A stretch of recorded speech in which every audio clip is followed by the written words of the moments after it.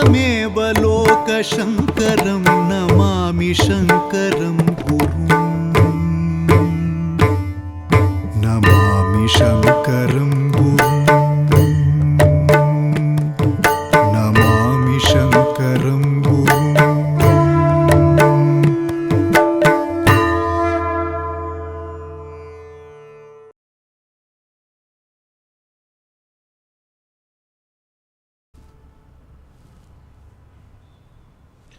ಶ್ರೀ ಗುರುಭ್ಯೋ ನಮಃ.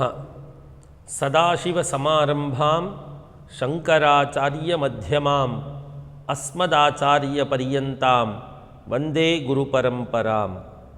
ಭಾರತೀ ಕರುಣಾಪಾತ್ರಂ ಭಾರತೀ ಪದಭೂಷಣಂ ಭಾರತೀ ಪದಮಾರೂಢಂ ಭಾರತೀ ತೀರ್ಥಮಾಶ್ರಯೇ.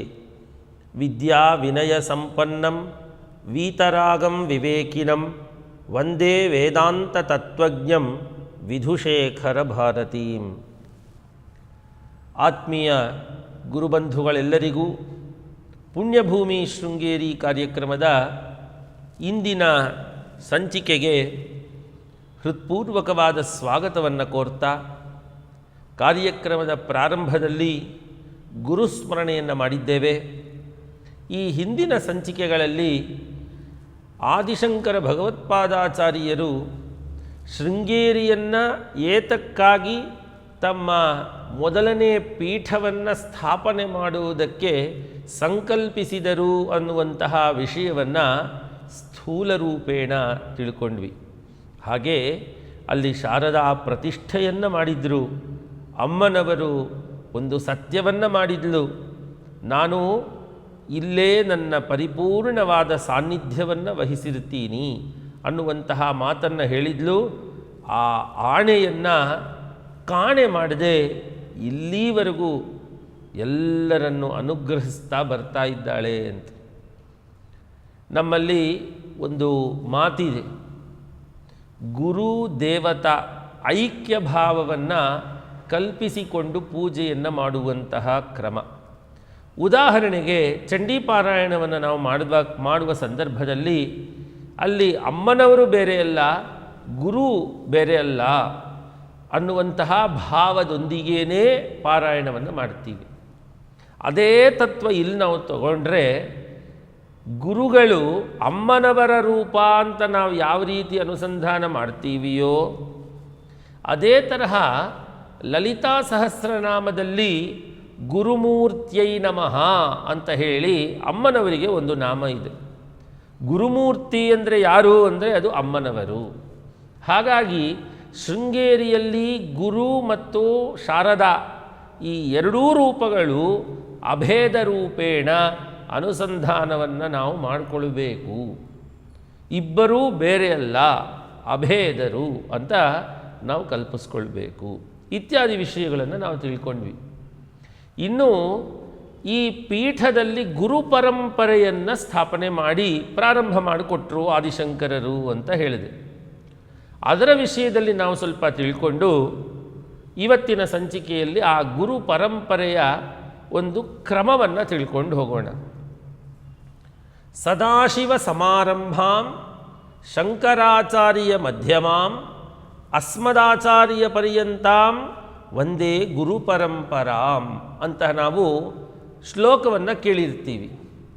ನಮ್ಮ ಪರಂಪರೆ ಶುರುವಾಗಿದ್ದು ಸದಾಶಿವನಿಂದಾಗಿ. ಪರಮೇಶ್ವರ, ವಿಷ್ಣು, ಬ್ರಹ್ಮ ಅಂದರೆ ಚತುರ್ಮುಖ ಬ್ರಹ್ಮ, ಈ ಮೂರೂ ಜನರು ದೇವವರ್ಗಕ್ಕೆ ಸೇರಿದಂತಹ ಗುರುಗಳು.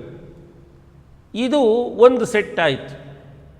ಇನ್ನು ಮುಂದಿನ ಸೆಟ್ ಯಾವುದು ಅಂದರೆ ಅದು ವಸಿಷ್ಠರಿಂದ ಆರಂಭಿಸಿ ಶುಕಾಚಾರ್ಯರ ಪರ್ಯಂತ ಆ ಋಷಿಗಳ ಪರಂಪರೆ. ನಾವು ಹೇಳೋದುಂಟಲ್ವಾ, ವ್ಯಾಸಂ ವಸಿಷ್ಠನಪ್ತಾರಂ. ಈ ಹಿಂದೆನೂ ನಾನೊಂದು ಸಂಚಿಕೆಯಲ್ಲಿ ನಿಮ್ಗೆ ಹೇಳಿದ್ದೆ. ಈ ಒಂದು ಸಂದರ್ಭದಲ್ಲಿ ಅದನ್ನು ನಾನು ಪುನರುಚ್ಚರಿಸ್ತೀನಿ.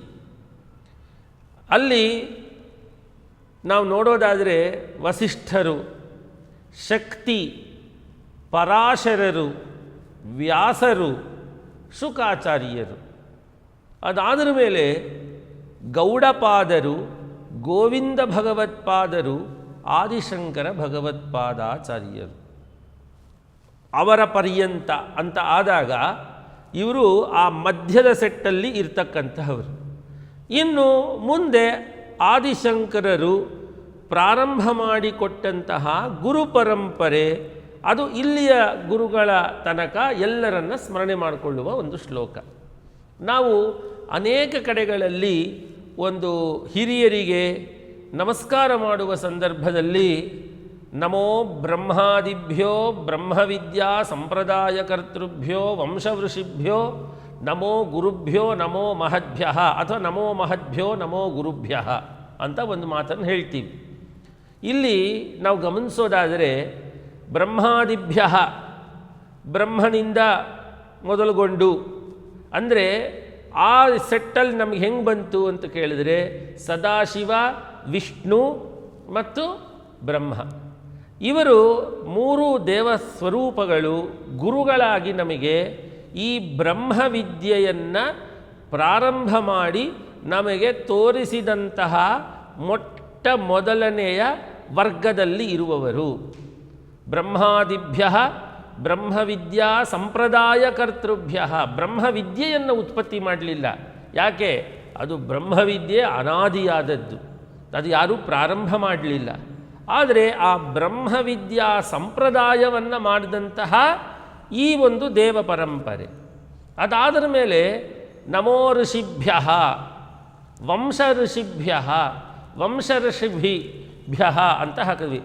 ಇಲ್ಲಿ ವಂಶ ಋಷಿಭ್ಯ ಅಂತ ಯಾಕೆ ಹಾಕಿದ್ವಿ ಅಂತ ಹೇಳಿದರೆ, ನೀವು ಗಮನಿಸ್ಕೊಳ್ಳೋದಾದರೆ ಅಲ್ಲಿ ವಸಿಷ್ಠರಿಂದ ಆರಂಭಿಸಿ ಶಕ್ತಿ ಋಷಿಗಳ ಶುಕಾಚಾರ್ಯರ ಪರ್ಯಂತ ವಸಿಷ್ಠರು ಮತ್ತು ಶಕ್ತಿಗಳು, ಅದಾದಮೇಲೆ ಪರಾಶರರು, ವ್ಯಾಸರು, ಶುಕಾಚಾರ್ಯರು, ಹೀಗೆ ನಮಗೆ ಆ ಪರಂಪರೆಯು ಮುಂದೆ ಹೋಯಿತು. ಅದಾದರ ಮೇಲೆ ಗೌಡಪಾದರು, ಗೋವಿಂದ ಭಗವತ್ಪಾದರು, ಆದಿಶಂಕರ ಭಗವತ್ಪಾದರು, ತಮ್ಮ ಶಿಷ್ಯರು, ಇದೆಲ್ಲ ಒಳಗೊಂಡಂತಹ ಒಂದು ಅದ್ಭುತವಾದ ಶ್ಲೋಕವನ್ನು ನಾವು ಗುರುಪರಂಪರೆಯನ್ನು ನೆನೆಸ್ಕೊಂಡು ಹೇಳುವಂತಹದ್ದುಂಟು.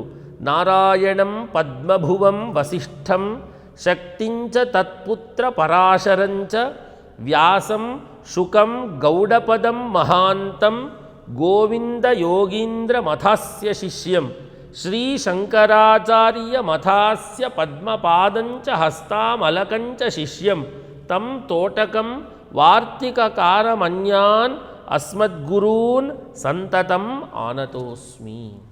ಇವರೆಲ್ಲರಿಗೂ ನಮಸ್ಕರಿಸ್ತೀವಿ ಅಂತ.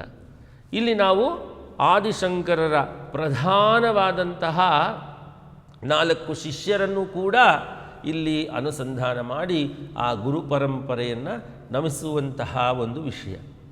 ಹೀಗೆ ನಮಗೆ ಈ ಗುರು ಪರಂಪರೆಯು ತುಂಬ ಅಂದರೆ ತುಂಬ ನಮಗೆ ಈ ಬ್ರಹ್ಮವಿದ್ಯಾ ಸಂಪ್ರದಾಯವನ್ನು ಕಲ್ಪಿಸಿ ಆ ವಿದ್ಯೆಯನ್ನು ಉಳಿಸಿ ನಮ್ಮೆಲ್ಲರನ್ನು ಕೂಡ ಅನುಗ್ರಹ ಮಾಡತಕ್ಕಂತಹ ಒಂದು ರೂಪದಲ್ಲಿ ಕಂಗೊಳಿಸ್ತಾ ಇರುವಂತಹ ಗುರುಗಳು ಈ ಪರಂಪರೆಯಲ್ಲಿ ನಮಗೆ ಸಿಗ್ತಾರೆ. ಹಾಗಾಗಿ ನಮಗೆ ಆ ಬ್ರಹ್ಮವಿದ್ಯೆ ಅನ್ನುವಂಥದ್ದು ಇವತ್ತು ತಿಳಿತಾ ಇದೆ ಅಂತ ಹೇಳಿದರೆ ಅದು ಈ ಒಂದು ಗುರು ಪರಂಪರೆಯ ಕಾರಣದಿಂದಾಗಿ. ಇಲ್ಲಿ ವಿಶೇಷವಾಗಿ ನಾವು ವ್ಯಾಸರನ್ನು ಪೂಜಿಸ್ತೀವಿ, ವ್ಯಾಸರಿಗೆ ನಾವು ನಮಿಸ್ತೀವಿ. ವ್ಯಾಸರು ಧರ್ಮಕ್ಕಾಗಿ ತುಂಬ ಪೇಚಾಡಿಕೊಂಡು ಆ ಧರ್ಮ ನೆಲೆ ನಿಲ್ಲಬೇಕು ಅನ್ನುವುದಕ್ಕೆ ನಮಗೆ ಎಂಥೆಂಥ ಅನುಗ್ರಹವನ್ನು ಮಾಡಿದ್ದಾರೆ. ಅವರು ವಿಷ್ಣು ರೂಪಿಗಳೇ ಅಂತ ನಾವು ಭಾವಿಸಿದ್ರೂ ಒಂದು ಶ್ಲೋಕ ಇದೆ, ಅಚತುರ್ಮುಖ, 4 ಮುಖ ಇಲ್ಲ, ಅಚತುರ್ವದನೋ ಬ್ರಹ್ಮ ಅಂದರು. ಅಚತುರ್ಮುಖರವರು, 4 ಮುಖಗಳಿಲ್ಲ, ಅಚತುರ್ಮುಖರು ಅಂದರೆ ಒಂದೇ ಮುಖ, ಆದರೆ ಬ್ರಹ್ಮನ ಸಮಾನ. ಅಚತುರ್ವದನೋ ಬ್ರಹ್ಮ, ವಿಷ್ಣುವಿನ ತರಹ 4 ತೋಳುಗಳಿಲ್ಲ, 2 ತೋಳು. ಅದು ಚತುರ್ಭುಜ ಅಂದರೆ ವಿಷ್ಣುವಿಗೆ ತುಂಬ ಆ್ಯಪ್ಟ್, ಸರಿಯಾಗಿ ಹೊಂದುವಂತಹ ಒಂದು ಹೆಸರು ಮಹಾವಿಷ್ಣುವಿಗೆ. ಹಾಗಾಗಿ ಆ ಚತುರ್ಭುಜ ಅಂತ ಹೇಳಿದ ಕೂಡಲೇ ನಮಗೆ ಮಹಾವಿಷ್ಣುವೇ ಶಂಖಚಕ್ರ ಗದಾಪದ್ಮಗಳನ್ನು ಧರಿಸಿರುವಂತಹ ವಿಷ್ಣುವಿನ ಸ್ಮರಣೆ ಆಗತ್ತೆ. ವೇದವ್ಯಾಸರು ದ್ವಿಬಾಹುರಪರೋ ಹರಿಹಿ. ಮತ್ತು ನಮಗೆ ಪರಮೇಶ್ವರನ ಸ್ವರೂಪಗಳು ಆಗಿದ್ದಾರೆ. ಆದರೆ ಇವರಿಗೆ 3 ಕಣ್ಣಿಲ್ಲ, 2 ಕಣ್ಣು. ಅಫಾಲ ಲೋಚನ ಶಂಭು ಭಗವಾನ್ ಬಾದರಾಯಣ. ಭಗವಾನ್ ಬಾದರಾಯಣರು ಅಂದರೆ ವೇದವ್ಯಾಸರು ಈ ರೀತಿಯಾದಂತಹ ತ್ರಿಮೂರ್ತಿಗಳ ರೂಪಿಗಳು. ವ್ಯಾಸಾಯ ವಿಷ್ಣು ರೂಪಾಯ ಅನ್ನುವಂತಹ ಶ್ಲೋಕವನ್ನೂ ಕೂಡ ನಾವು ಹೇಳ್ತೀವಿ. ಅಲ್ಲಿ ವಿಷ್ಣು ರೂಪ ಅಂತ ನಾವು ಪೂಜಿಸಿದರೆ ಈ ಒಂದು ಮಾಡಿದಂತಹ ಮಹದುಪಕಾರ, ಅವರು ಯಾಕೆ ಜನರೆಲ್ಲರೂ ಕೂಡ ಇಷ್ಟು ಧರ್ಮ ಮಾರ್ಗದಿಂದ ಪರಾಂಗುಖರಾಗಿದ್ದಾರೆ, ಎಲ್ಲರೂ ವಿಷಯಾಭಿಲಾಷೆಗಳನ್ನೇ ಬಯಸ್ಕೊಂಡು ಅದನ್ನೇ ರೂಢಿಸ್ಕೊಂಡಿದ್ದಾರಲ್ಲ, ಏನಿದೆಲ್ಲ ಅಂತ ಹೇಳಿ ತುಂಬ ಪೇಚಾಡಿಕೊಂಡು ಮಹಾಭಾರತಾದಿ ಗ್ರಂಥಗಳನ್ನು ಬರೆದರಂತೆ. ವೇದಗಳು ದೊಡ್ಡ ಜ್ಞಾನದ ರಾಶಿಗಳು. ಒಂದು ಸ್ತರದಿಂದ ಇನ್ನೊಂದು ಸ್ತರಕ್ಕೆ ಅಥವಾ ಒಂದು ಜನರೇಷನ್ನಿಂದ ಒಂದು ಜನರೇಷನ್ಗೆ ಪಾಸಾನ್ ಆಗಬೇಕಾದ್ರೆ ಆ ಬುದ್ಧಿವಂತಿಕೆ ಅನ್ನತಕ್ಕಂಥದ್ದು ಸ್ವಲ್ಪ ಕಡಿಮೆಯೂ ಆಗ್ತಾ ಇತ್ತು, ಕಲಿಪ್ರವೇಶ ಆದ್ದರಿಂದ ಅನ್ನುವಂತಹ ಕಾರಣದಿಂದಲೂ ಆ ವೇದ ರಾಶಿಯನ್ನು ನೋಡಿದ ಕೂಡಲೇ ಇದನ್ನು ಓದಬೇಕು ಅನ್ನುವಂತಹ ಒಂದು ಇಚ್ಛೆ ಜನರಿಗೆ ಕಾಣಿಸದೇ ಇದ್ದಂತಹ ಒಂದು ಸಂದರ್ಭ. ಆ ಸಂದರ್ಭದಲ್ಲಿಯೇ ವೇದವ್ಯಾಸರು ವೇದಗಳನ್ನು ವಿಭಾಗಗೊಳಿಸಿದರು. ಋಗ್ವೇದ, ಯಜುರ್ವೇದ, ಸಾಮವೇದ, ಅಥರ್ವಣ ವೇದ ಅನ್ನತಕ್ಕಂತಹ 4 ವೇದಗಳನ್ನು ಒಂದೇ ವೇದ ರಾಶಿ. ಇದು ಬೇರೆ ಬೇರೆ ಅಂತ ಹೇಳಿದರೂ ಅದರಲ್ಲಿರುವ ಪ್ರಕ್ರಿಯೆಗಳು, ಮಂತ್ರಗಳು, ಮಂತ್ರಾರ್ಥಗಳು, ಗಾನಗಳು ಇವೆಲ್ಲ ಇಟ್ಕೊಂಡು ವಿಭಾಗ ಮಾಡಿದ್ದಾರೆ ಅಷ್ಟೇ. ಆದರೆ ಎಲ್ಲವೂ ವೇದಗಳೇ, ವೇದ ರಾಶಿಯೇ. ಇದು ಮತ್ತಷ್ಟು ಹ್ರಾಸವನ್ನು ಹೊಂದಬಾರದು ಅನ್ನುವಂತಹ ಒಂದು ಧ್ಯೇಯದಿಂದ ವೇದವ್ಯಾಸರು ಈ ರೀತಿ 4 ಮಾಡಿ ಅದನ್ನು ತಮ್ಮ ಪ್ರಮುಖರಾದ 4 ಜನ ಶಿಷ್ಯರುಗಳಿಗೆ ಕೊಟ್ಟರು. ಸುಮಂತು, ಜೈಮಿನಿ, ವೈಶಂಪಾಯನ, ಪೈಲ ಅನ್ನತಕ್ಕಂತಹ 4 ಜನ ಶಿಷ್ಯರು. ಅವರಿಗೆ ಒಬ್ಬೊಬ್ಬರಿಗೆ ಒಂದೊಂದು ವೇದವನ್ನು ಕೊಟ್ಟು ನೀವು ಇದನ್ನು ಹೆಚ್ಚು ಶಿಷ್ಯರಿಗೆ ಬೋಧಿಸಿರಿ ಅಂತ ಹೇಳಿದಾಗ ಅವರುಗಳು ತಮ್ಮ ಶಿಷ್ಯರುಗಳಿಗೆ ಇದನ್ನು ಬೋಧಿಸಿದರು. ಅವರು ಅವರ ಶಿಷ್ಯರಿಗೆ ಬೋಧಿಸಿದರು. ಅವರು ತಿರುಗಿ ಗುರುಕುಲಗಳನ್ನು ಪ್ರಾರಂಭ ಮಾಡಿ ಅವರ ಶಿಷ್ಯರಿಗೆ ಬೋಧಿಸಿದರು. ಬಹುಶಃ ನಾವು ವೇದವ್ಯಾಸರೇ ಈ ವಿಶ್ವವಿದ್ಯಾನಿಲಯ ಅಂತ ಕರೀತಾರಲ್ಲ, ಯೂನಿವರ್ಸಿಟಿ ಅಥವಾ ಗುರುಕುಲಗಳು, ಈಗ ನಾವು ಮಾತಾಡುವಂಥ ಸಂದರ್ಭದಲ್ಲಿ ಗುರುಕುಲಗಳು ಅಂತೀವಿ. ಅದು ನಥಿಂಗ್ ಬಟ್ ಯೂನಿವರ್ಸಿಟಿ. ಯಾರಲ್ಲಿ ವೈಸ್ ಚಾನ್ಸ್ಲರ್? ಗುರುಗಳೇ. ನಡೆದಾಡುವಂತಹ ಲೈಬ್ರರಿಗಳಾಗಿರ್ತಿದ್ರು, ಗ್ರಂಥಾಲಯ. ಈಗ ನಮ್ಮ ಗುರುಗಳಿದ್ದಾರೆ. ಜಗದ್ಗುರು ಮಹಾಸನ್ನಿಧಾನಗಳವರು ನಡೆದಾಡುವಂತಹ ಗ್ರಂಥಾಲಯ. ನಾನು ಅದನ್ನು ಪ್ರತ್ಯಕ್ಷವಾಗಿ ನೋಡಿದ್ದೀನಿ.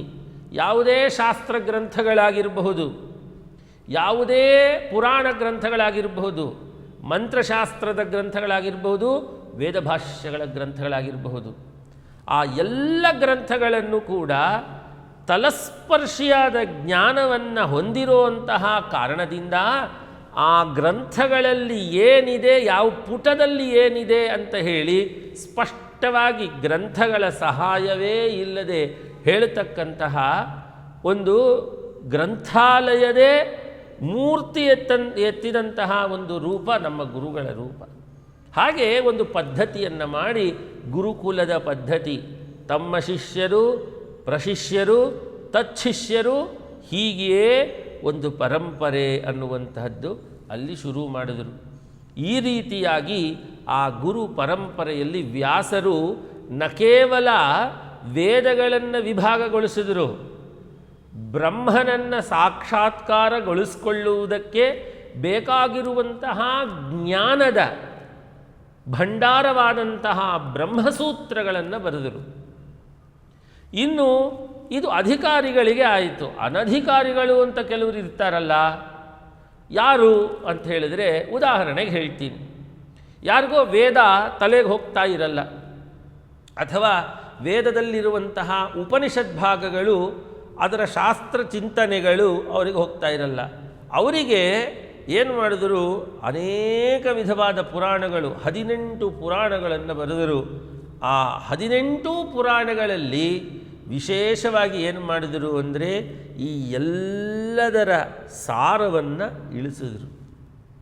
ಉಪನಿಷತ್ ಸಾರ, ಧರ್ಮಕ್ಕೆ ಬೇಕಾಗಿರುವಂತಹ ವಿಚಾರ, ಇದೆಲ್ಲವೂ ಜ್ಞಾನಪ್ರಾಪ್ತಿಗಾಗಿ ಇರ್ತಕ್ಕಂತಹ ಗ್ರಂಥ ಅಂತ ಹೇಳಿ 18 ಪುರಾಣಗಳನ್ನು ಕೂಡ ರಚಿಸಿದರು. ಅದರ ಜೊತೆಯಲ್ಲಿ ನಾವು ನೋಡುವಂಥದ್ದು ಅಂತ ಹೇಳಿದರೆ ಮಹಾಭಾರತ, ಅದು 5ನೇ ವೇದ ಅಂತ ಕೊಂಡಾಡ್ತಾರೆ. 4 ವೇದಗಳು ನಾವು ನೋಡಿದ್ದೀವಿ, ಕೇಳಿದ್ದೀವಿ. 5ನೇ ವೇದ ಯಾವುದಪ್ಪ ಅಂತ ಹೇಳಿದರೆ ಮಹಾಭಾರತಂ. ಮಹಾಭಾರತ ಎಂತಹ ಗ್ರಂಥ! ಆ ಮಹಾಭಾರತವನ್ನು ರಚಿಸಿದರು. ಮನುಷ್ಯನಿಗೆ ವಿಶೇಷವಾದಂತಹ ಜ್ಞಾನವನ್ನು ಕೊಡ್ತಕ್ಕಂಥ ಭಗವದ್ಗೀತಾದಿಗಳು ಅದರಲ್ಲೇ ಅಡಕವಾಗಿದೆ, ಅದನ್ನು ಕೊಟ್ಟರು. ಈ ಹಿಂದೆ ಆ ಸಂಪ್ರದಾಯವನ್ನು ಭದ್ರಪಡಿಸೋದಿಕ್ಕೆ ದೇವ ಪರಂಪರೆ ಏನಿತ್ತೋ, ಆ ವಂಶ ಋಷಿಭ್ಯ ಅಂತ ನಾವೇನು ಹೇಳಿದ್ವೋ, ವಂಶ ಋಷಿಭ್ಯ ಅನ್ನುವಂತಹ ವಂಶ ಋಷಿಗಳು ಯಾರು ಅಂದರೆ ಇವರೇ ತಂದೆ ಮಗ ತಂದೆ ಮಗ ತಂದೆ ಮಗ, ಈ ರೀತಿಯಾದಂತಹ ಒಂದು ಸಂಪ್ರದಾಯ. ಇವರು ವ್ಯಾಸರ ತನಕ ಆ ಸಂಪ್ರದಾಯದ ಪರಿಪಾಲನೆ, ರಕ್ಷಣೆ, ಪೋಷಣೆ, ಇದರ ಪ್ರಚಾರ, ಇದರ ಪ್ರಸಾರ ಎಲ್ಲ ಮಾಡ್ಕೊಂಡು ಬಂದರು. ವೇದವ್ಯಾಸರು ವಿಶೇಷವಾಗಿ ಅದರಲ್ಲಿ ಈ ರೀತಿಯಾದ ಪ್ರಯತ್ನವನ್ನು ಪಟ್ಟರು. ಇನ್ನು ತಮ್ಮ ಪುತ್ರರಾಗಿ ತಮ್ಮ ಜನ್ಮದಿಂದಲೇ ಜ್ಞಾನ, ಭಕ್ತಿ, ವೈರಾಗ್ಯ ಇದರ ಮೂರ್ತಿ ರೂಪವೇ ಶುಕಾಚಾರ್ಯರು. ಭಾಗವತ ಗ್ರಂಥವನ್ನು ನಾವು ನೋಡಿದರೆ ಗೊತ್ತಾಗತ್ತೆ ಶುಕಾಚಾರ್ಯರು ಎಂತಹ ವೈರಾಗ್ಯ ಮೂರ್ತಿಗಳು, ಎಷ್ಟು ಭಕ್ತಿಮಾನ್ ಮತ್ತು ಅವರು ಜೀವನ್ಮುಕ್ತರಾಗಿದ್ದರು ಅಂತ. ಈ ರೀತಿ ಆ ಗುರು ಪರಂಪರೆಯು ಶುಕಾಚಾರ್ಯರವರೆಗೂ ಋಷಿ ಪರಂಪರೆಯಾಗಿ ಬೆಳೆದು ಬಂತು.